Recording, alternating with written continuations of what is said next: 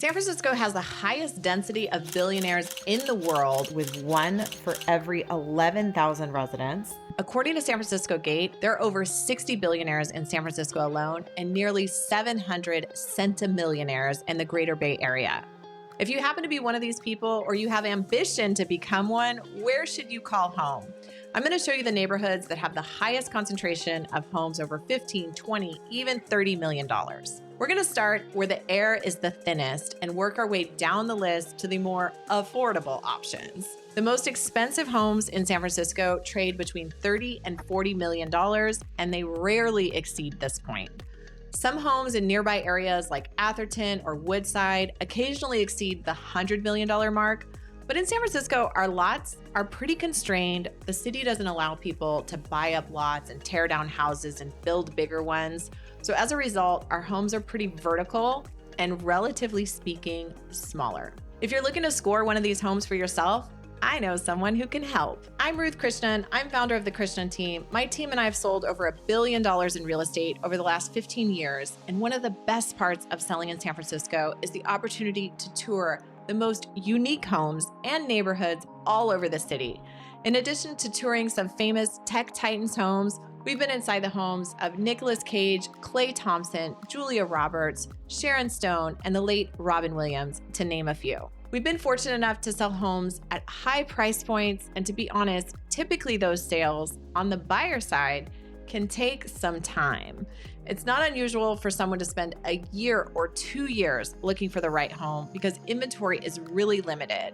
It might sound crazy that you could spend $15, $20, or $30 million and still have to make some compromises, but I promise you, it's true. So let's start at the top, at the $30 million point, where the air is the thinnest and we have just 3 homes that sold over a 10-year period. To start, you can expect jaw-dropping views, recently built homes designed by well-known architects, built by the top of the line contractors with ultra-luxury finishes, located on some of the most desirable blocks in all of San Francisco. Also, typically, though not always, you're going to get a large lot on a house of this price. But let's be clear, a large lot in San Francisco is just over 10,000 square feet, with the average size of lots in San Francisco about half of that size. The average price per square foot in this price band was $3,300 per square foot, and all 3 homes were over 8,500 square foot. Let's take a look at this home on Filbert Street, originally listed in 2021 for $32 million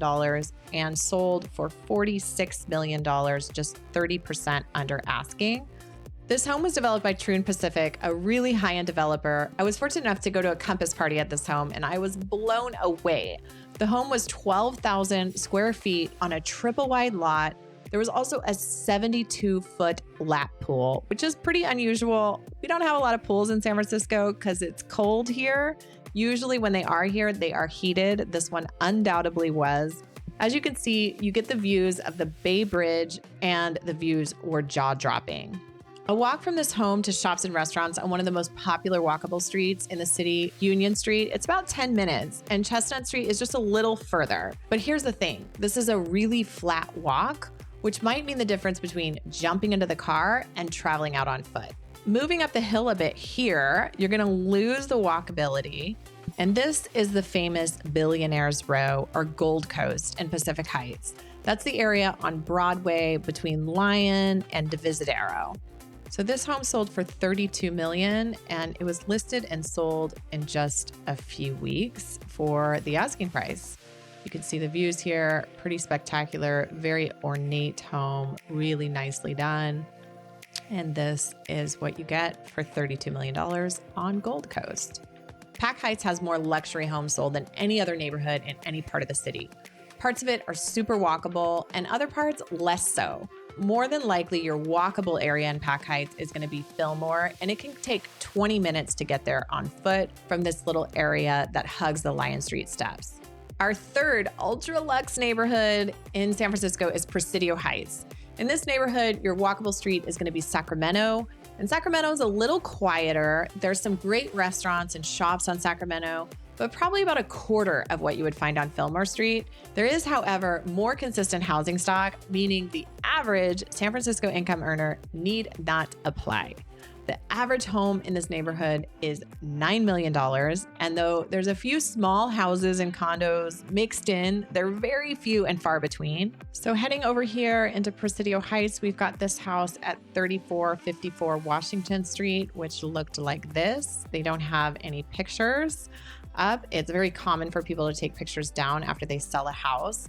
It was originally listed for $45 million, and then it took several price cuts and it sold 6 months later at $34.5 million. Heading down to the $20 to $30 million price point where things become a little more in reach for us everyday folks, Pacific Heights is going to win the #1 spot with 3 sales between $20 and $30 million. One was on Broadway, one was on Vallejo.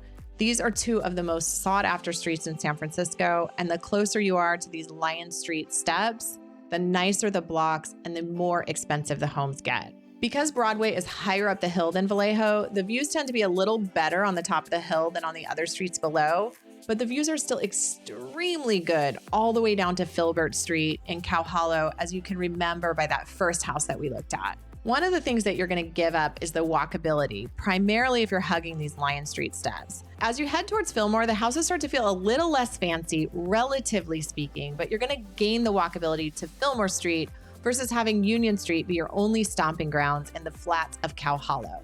Not that it's a bad stomping grounds by any stretch of the imagination, but I would say that the marina has a slightly younger vibe than the Fillmore Strip due to a lot more bars and places to go out in the marina. So I think it depends on what kind of scene that you're looking for. 2 of the homes sold over in Presidio Heights, which we talked about previously. One of the things to note is that all the homes that we've discussed up to this point have been on streets running east to west versus streets running north to south. So typically you're only going to get a view on the streets that run north to south if you're on the top level versus the streets that run east to west. You get major views often from all levels in these neighborhoods. 2 of the homes also sold in Seacliff, 190 Seacliff, which was listed for $25 million and sold for $24 million in a matter of 35 days. The home is one of only a handful of homes that sits right on the bluff.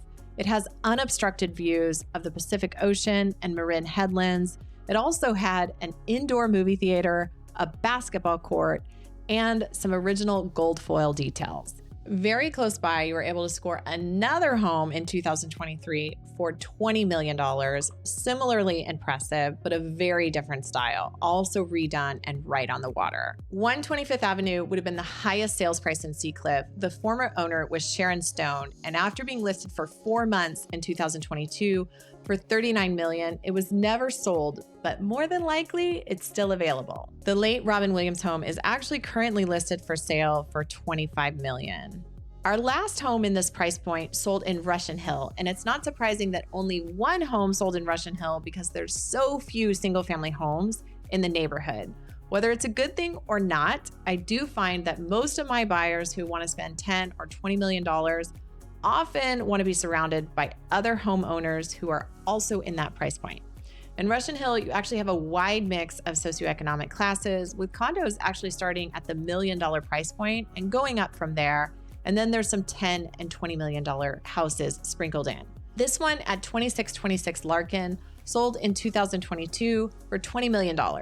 It's basically at the base of Lombard, which is a little crazy. It does not seem like a likely place for a $20 million home, but it did sell for nearly $1,000 a square foot less than the highest price per square foot home in the area. And with great views, really great finishes like these in a different location, it would more than likely have sold for even more. There are some exclusive streets and enclaves in Russian Hill where the housing stock is a bit more uniform. So like this little area here on Chestnut. The views in this neighborhood are really special because unlike any of the other 3 neighborhoods that I mentioned, in addition to getting bay and bridge views, you can also get some city views mixed in there as well. Russian Hill has a little less to offer in terms of walkability than Cow Hollow or Pack Heights, but it's really close to North Beach, which has one of the coolest vibes in the city. So as long as you can put up with the tourist mix in, it's a great place to go out and have really good nightlife and also restaurant scene. Also, if you work downtown, you can walk to work, assuming that you can handle some hills. The average price per square foot of these homes in the last 10 years was about $2,400 a square foot, with more recent prices closer to about $2,800 per square foot. About half of these homes sold really quickly, and the other half took over 6 months to sell. So I wanted to give you an idea of what to expect in these neighborhoods, but since we're looking over a 10-year period, what kind of inventory can you expect to see on a day-to-day basis? There's not a lot. In the past 2 years, there have only been 3 homes sell in this price point throughout the city.